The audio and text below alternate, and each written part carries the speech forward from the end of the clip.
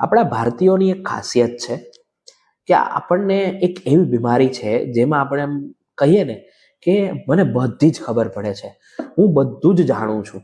અને આ બોલવું અને આ બધું જ જાણવું, બધું જ જાણી લેવું, બધી જ ખબર રાખવી એ એક પ્રકારે છે ને આપણી ફિલોસોફીને, આપણી માનસિકતાને ખૂબ નેરો માઇન્ડેડ બનાવી દે છે ને એને આપણને જ ભવિષ્યમાં એ વસ્તુ જે છે એ નુકસાનકારક હોય છે.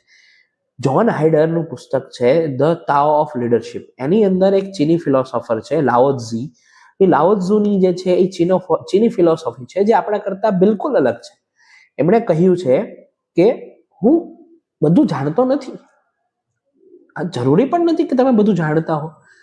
શું આ દુનિયામાં દરેક એવી વસ્તુ છે જે તમે બધી જાણો છો, પણ તકલીફ એ છે કે આપણે લોકોને 10 જણા વચ્ચે જ્યારે વાત થતી હોય ત્યારે એવું છે કે આ વાતની મને ખબર હોવી જ જોઈએ, આ વાતની જાણ મને હોવી જ જોઈએ. અને એ વસ્તુ જરૂરી નથી, કારણ કે હંમેશા બધું જાણવું, બધી ખબર રાખવી ક્યારે પણ અગત્યનું હોતું નથી. તો આ વાતને જાણવી, સમજવી અને લખી રાખવા જેવી ખરી.